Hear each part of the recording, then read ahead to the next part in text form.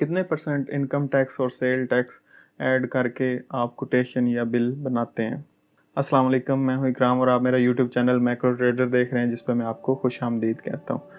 आज जो मैं वीडियो बनाने जा रहा हूं उसका मकसद है कि किस तरह से आप कैलकुलेशंस करते हैं और किस तरह अपना इनवाइस या उससे पहले जो कोटेशन सबमिट करते हैं उसको कैलकुलेट करते हैं कि कितने परसेंट इनकम टैक्स कैसे ऐड करना है, सेल टैक्स कैसे ऐड करना है, और जब रिवर्स वो आपको पेमेंट आती है तो वो किस तरह, कौन सा टैक्स आप ने जमा कराना होता है, कौन सा आपका जो कस्टमर होता है उसने जमा कराना होता है।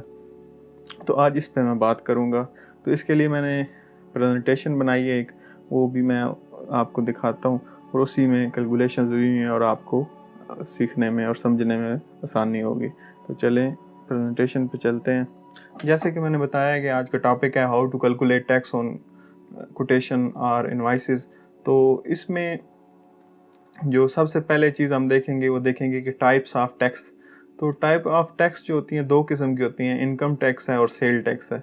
इनकम टैक्स अभी यानी अब मैं अगस्त 2023 में ये वीडियो बना रहा हूँ, 5.5% है जो with held advance income tax होता है, और दूसरा सेल टैक्स है 18%। ये स्टैंडर्ड गुड्स पे है, कुछ रिड्यूस गुड्स हैं, मैं अभी स्टैंडर्ड गुड्स को कंसिडर कर रहा हूँ और मोस्टली यही रेट यूज़ होता है। तो ये डायरेक्ट और इनडायरेक्ट टैक्स होता है। कोई अगर फाइनेंस में या अकाउंट्स का बंदा है तो उसको पता होगा कि किस तरह साल के एंड पे इनकम टैक्स कंक्लूड करके हम रिटर्न करते हैं, और वो एक अलग टॉपिक है, उसको भी मैं बता दूंगा, उसकी वीडियो बना दूंगा। लेकिन अभी इनकम और सेल टैक्स दो किस्म के टैक्स होते हैं जो किसी भी इनवॉइस या उससे पहले जो आप कोटेशन देते हैं उसमें आप कंसिडर करते हैं। अच्छा, बेसिक ऑफ परसेंटेज कैलकुलेशन, ये एक मैथमेटिकली मिथ है। पहले मैं ये समझा दूं ताकि आप आगे जाके थोड़ा सा कंफ्यूज नहीं होंगे। तो पहला सवाल है कि 10% ऑफ 1000 क्या होता है। तो ज़ाहिर सी बात है, 1000 का 10% जो है वो 100 रुपये होते हैं। तो अगर 1000 में 10% ऐड किया जाए तो वो 1100 रुपये हो जाएगा। और इसी तरह अब दूसरा ये है कि अगर 10% इसमें से माइनस किया जाए तो अभी ये 10% 1100 का 10% जो है वो 990 रुपये बचेंगे 10% काटने से, क्योंकि 10% ऑफ 1100 इज़ 110 नॉट 100। समझ गए ना? यानी 1100 का 10% 110 रुपये हैं और 1000 का 10% 100 रुपये है। अब 1000 में 10% ऐड करेंगे तो वो 1100 हो जाएगा, लेकिन 1100 से 10% माइनस करेंगे तो वो 990 हो जाएंगे। तो ये आपने एक याद रखना है, आगे आपको समझ आएगी कि ये क्यों मैंने आपको बताया। अच्छा, how to add tax on cash amount. मसलन कैश अमाउंट एक आइटम है जिसकी कीमत 1000 रुपये है और 8 पीस हैं, वो आप बेचना चाह रहे हैं, यानी उसको आपने इनवाइस करना है या उसकी कोटेशन देनी है। तो इसमें होगा ये कि आप इनकम टैक्स, मैंने पहले ही बताया कि 5.5% है। So we will add income tax amount in unit price item. तो यानी सिंगल पीस पे हम इनकम टैक्स ऐड करेंगे। यानी ABC आइटम मैंने कंसीडर किया, कोई भी चीज़ है उसकी 1000 रुपये कीमत है, तो अभी इसमें 5.5% अगर हम ऐड करेंगे तो 1000 का 5.5% बनता है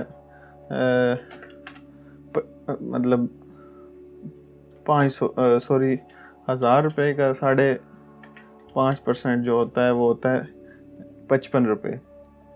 तो वैसे तो ये आप ये सोच रहे होंगे ना कि 1000 जमा 5.5% तो ये 1055 रुपये बन गए, लेकिन इसमें हम 7% ऐड करेंगे, क्योंकि जब ये रिवर्स टैक्स कटेगा तो ये जब 5.5% कटेगा तो फिर ये अमाउंट कम हो जाती है। तो इसलिए मैं इसमें 1000 में 7% ऐड कर रहा हूँ, मतलब 70 रुपये ऐड कर रहा हूँ। So total unit rate will be 1070 रुपये, ना कि 1055 रुपये, यानी 7% मैंने ऐड किया।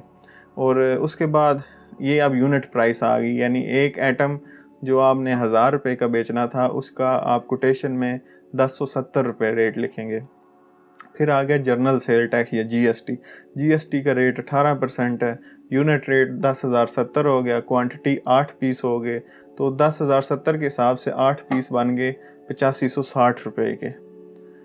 अब 8560 रुपये पर दोबारा 18% जीएसटी ऐड होगा, जो कि 1540 रुपये 80 पैसे बनता है।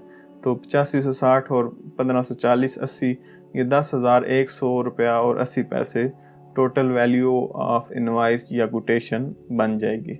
अभी और क्लियर आपको मैं करता हूँ कि ये मैंने एक सैम्पल लिया है इनवाइस का। इस पे इनवाइस नंबर लिखा हुआ है होता है, जो भी आप अपनी वो रिटर्न्स के हिसाब से चलाते हैं। डेट लिखी होती है, टू किसको, ABC डिपार्टमेंट को आपने टू किया। अच्छा, अब एक आइटम है XYZ आइटम है, उसकी कैश प्राइस है 1200 रुपया। अब मैं एक और मिसाल देने लगा हूँ, ठीक है। और दूसरा आइटम है, उसकी आइटम प्राइस जो है कैश की वो 750 रुपया है। तो मसलन इसको मैं कैलकुलेट करता हूँ, यानी 1200 वाले 4 आइटम है और 750 वाले 7 आइटम है। तो ये 1200 ज़रबे 4 4800 रुपया बन जाएगा, 750 ज़रबे 7 5250, और टोटल कैश रेट 10,050 रुपये। यानी आपने ये 2 आइटम जो हैं, एक की क्वांटिटी 7 है, एक की 4 है, ये बेचने हैं और आपको इनके बदले 10,050 रुपये चाहिए। अब इसका रेट ये आप जब ये मैंने जो सैंपल दिया है, अगर आप इनवाइस बनाएंगे तो उस पर ये चीज़ नहीं लिखेंगे।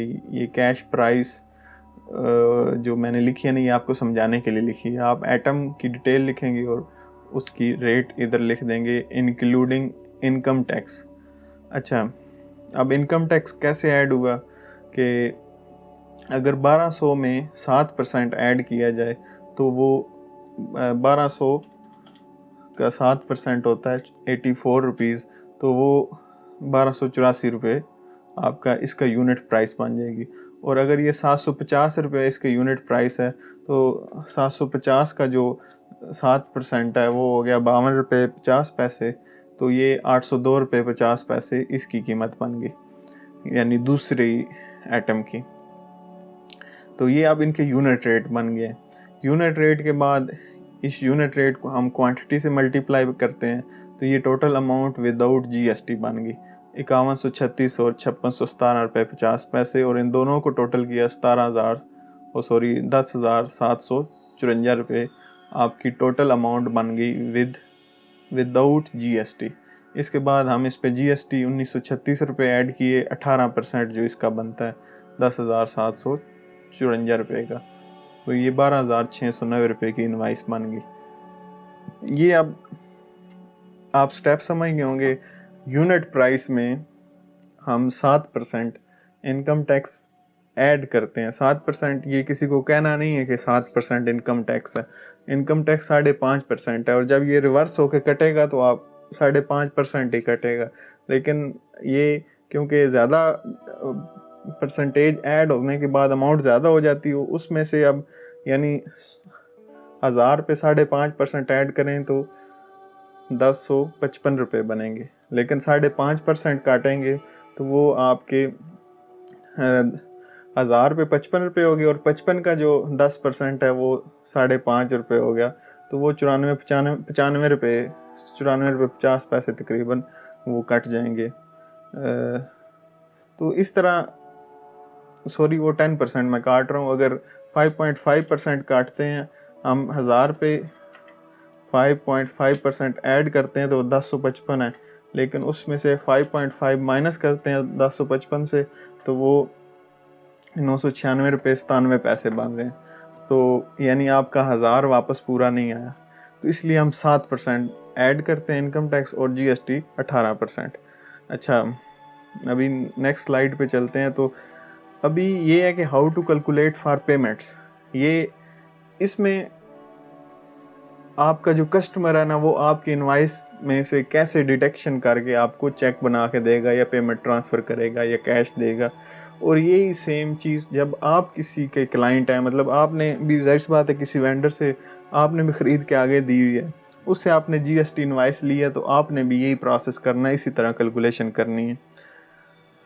अच्छा वो आपका जो कस्टमर है वो क्या देखेगा, वो देखेगा जी 12,690 रुपये की टोटल इनवाइस वैल्यू है।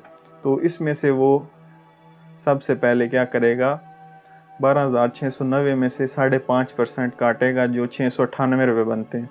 तो पीछे रिमेनिंग अमाउंट रहेगी 11,992 रुपये। अब 11,992 में से ये GST, ये 11,992 माइनस 18% आप नहीं कैलकुलेटर से दबा देंगे, वो अमाउंट कम बनेगी, वो 1936 से कम अमाउंट बनेगी। आपने जो इनवाइस पे मेंशन GST अमाउंट है ना 1936 रुपये, वो लिखने हैं, ना कि माइनस 18% लिखना है। तो अगर वो पेमेंट आपका कस्टमर कैलकुलेट कर रहा है तो वो भी 1936 रुपये माइनस करेगा। तो पीछे आपके पास 10,056 रुपये बच गए। अच्छा इसमें इधर मैं ये चीज़ बता देता हूँ कि आपको जो बेसिकली चेक मिलेगा ना वो आपको 11,992 रुपये का मिलेगा।